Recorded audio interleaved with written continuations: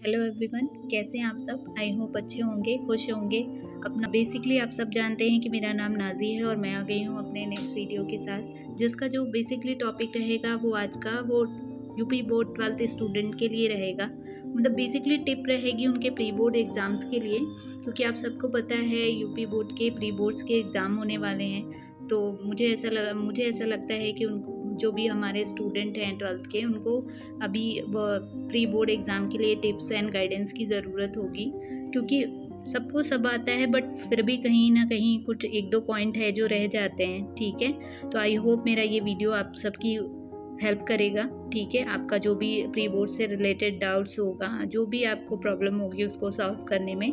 तो चलिए स्टार्ट करते हैं। जैसा कि आपको दिख रहा है UP board 12 pre board exam tip. ठीक है, प्री बोर्ड को फाइनल एग्ज़ाम की तरह ही लीजिए। ठीक है, मैं आप सबसे यही कहूँगी, प्री बोर्ड जो होता है वो आपकी फ़ाइनल प्रिपरेशन का एक रिहर्सल होता है, इसको हल्के में नहीं लीजिए। ठीक है, ये आपका एक एनालिसिस है। ठीक है, लाइक फाइनल एग्ज़ाम से पहले ये एक एनालिसिस रहता है, असेसमेंट होता है, जिसमें आपकी कमज़ोरियाँ, लाइक आपकी स्ट्रेंथ, वीकनेस, ये सब पता चलती है कि किस सब्जेक्ट में आपने अच्छा किया, कौन सा पोर्शन आपको अच्छे से याद है, कहाँ पे आपने सिलेबस में कोई मिस्टेक की है या आपका प्रॉपर सिलेबस तैयार है। ठीक है, तो आपको प्री बोर्ड एग्ज़ाम को सीरियसली लेना है। ठीक है, आपका फोकस किस पे होना चाहिए, लाइक आप NCERT plus UP board syllabus को ही फॉलो करिए, उसी पे फोकस रखिए, क्योंकि 90% जो एनसीईआरटी बुक है उसी से सवाल आते हैं, क्वेश्चंस बनते हैं। ठीक है, एक्स्ट्रा बुक आप तभी पढ़ें जब आपका सिलेबस टोटली कंप्लीट हो चुका हो। ठीक है, अगर मैं बात करूँ तो प्रीवियस ईयर जो क्वेश्चन पेपर है उसको लाइक 5 to 6 ईयर के 7 ईयर के क्वेश्चन पेपर को आप ज़रूर सॉल्व करें। ठीक है, बार बार जो भी आप देखिए उसमें जो क्वेश्चन जो है वो रिपीटेड है उसको मार्क करिए, अंडरलाइन करिए और उसको 100% अटैम्प्ट करिए। ठीक है, उसकी प्रैक्टिस करिए। ठीक है, और आंसर राइटिंग की अगर मैं बात करूं तो उसकी आपको प्रैक्टिस करनी है, बहुत प्रैक्टिस करनी है, क्योंकि जो भी लाइक इंट्रोडक्शन हो गया, मेन कंटेंट हो गया, कंक्लूजन हो गया, ठीक है, हेडिंग्स हो गई, अंडरलाइन हो गया, कीवर्ड्स हो गए, ये काफ़ी इम्पॉर्टेंट है आपके आंसर राइटिंग में। ठीक है, तो इन सब चीज़ों का आपको लाइक यूज़ करना ही करना है। जो भी आपके लगता है आपको इम्पॉर्टेंट है उसको अंडरलाइन करिए, जो मेन कीवर्ड्स होते हैं, इंपॉर्टेंट वर्ड्स होते हैं, उनका यूज़ करिए अपनी आंसर राइटिंग में और हेडिंग्स दीजिए। ठीक है, और जो आपकी राइटिंग है उसको लाइक रीडेबल रखिए और हैंड राइटिंग आपकी ईजी होनी चाहिए, सिंपल होनी चाहिए, क्लियर होनी चाहिए। ठीक है, easy to understand, easy to read होनी चाहिए।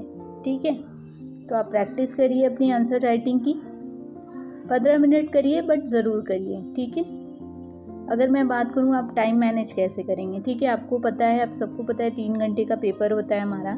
ठीक है, जिसमें 50 मिनट आपके क्वेश्चन पेपर को रीड करने के लिए होता है। ठीक, तो हम 3 घंटे को कैसे मैनेज करेंगे। ठीक है, 15 मिनट हम क्वेश्चन पेपर को रीड करेंगे, 2.5 आवर्स यानी 2.5 घंटे जो है हम अपना पेपर कंप्लीट करेंगे, आंसर राइटिंग करेंगे, और 50 मिनट्स जो रिमेनिंग बचते हैं उसको हम रखते हैं रिवीजन के लिए। ये मोस्ट इम्पॉर्टेंट है, क्योंकि कई बार ऐसा होता है जल्दी जल्दी में कुछ ऐसी चीज़ें होती है जो हम रखते हैं कि इसको बाद में करेंगे, तो वो हम कर नहीं पाते हैं और मैम कॉपी ले लेती हैं। ठीक है, तो हमको क्या करना है, 15 मिनट रिवीजन के लिए रखना ही रखना है, क्योंकि जल्दी जल्दी में 1-2 क्वेश्चन कब भूल जाते हैं, कब स्किप हो जाते हैं, पता नहीं चलता है। ठीक है, तो ये मोस्ट इम्पॉर्टेंट टिप है आप लोगों के लिए।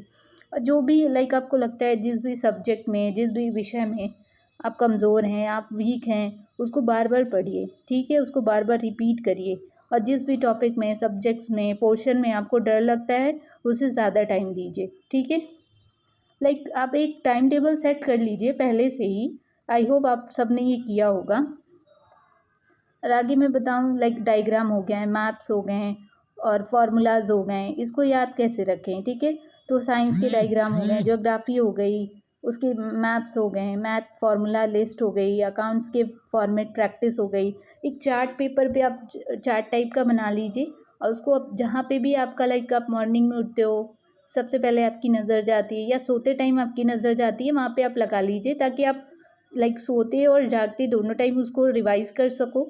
तो ऐसे आपके माइंड में वो सेट हो जाएगा, आपको अच्छे से याद हो जाएगा। ठीक है, और आगे मैं बताऊँ अगर मॉक टेस्ट की। ठीक है, तो आपको एग्ज़ाम इन्वायरमेंट में पेपर सॉल्व करने हैं। ठीक है, मोबाइल से दूर रहना है, लाइक मॉक टेस्ट आपको देना है, प्रैक्टिस आपको करनी है। ठीक है, और जो जो टीचर होते हैं जो कॉपी चेकिंग करते हैं उनको सीरियसली लेना है, ठीक है, क्योंकि उनके जो रिमार्क्स होते हैं वो आपके मार्क्स इम्प्रूवमेंट में मार्क्स इम्प्रूवमेंट के लिए की होते हैं, ठीक है, मतलब बेसिकली इम्पॉर्टेंट होते हैं, ठीक है, तो उनको भी सीरियस लीजिए आप। अगर मैं अब बात करूँ पेपर में कई स्टूडेंट ऐसे होते हैं जो खाना पीने पे ध्यान नहीं रखते हैं, टाइमली सोते नहीं हैं, पूरी पूरी रात जो है जागते रहते हैं।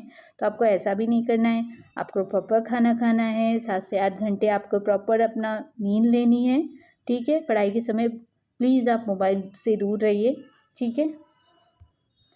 और लास्ट में बस मैं यही कहना चाहूँगी, प्री बोर्ड में गलती करना फेलियर नहीं है, फाइनल में टॉप बनने की तैयारी है, ठीक है। तो आप सब ये सोचिए कि अगर आपसे कुछ चीज़ें ऐसी होती है जो आप प्री बोर्ड्स में आपकी कुछ मिस्टेक हो जाती है, तो आपको घबराना नहीं है, आपको डरना नहीं है, ठीक है, आपको परेशान नहीं होना है, आपको ये सोचना है ठीक है गलती हो गई, कोई बात नहीं, मैं फाइनल में अच्छा करूँगा, ठीक है, अच्छे मार्क्स लाऊँगा जो भी आपके यूपी बोर्ड्स के एग्ज़ाम होंगे। आई होप आपको वीडियो अच्छा लगा होगा। अगर आप सबको वीडियो अच्छा लगता है, हेल्पफुल लगता है, तो प्लीज़ वीडियो को लाइक करिए, शेयर करिए उन दोस्तों को जो अभी जिनके एग्ज़ाम्स होने वाले हैं, जो 12th में पढ़ाई कर रहे हैं, और चैनल को सब्सक्राइब करिए ऐसे ही इन्फॉर्मेटिव वीडियोज़ के लिए। मिलते हैं नेक्स्ट वीडियो में, तब तक के लिए बाय।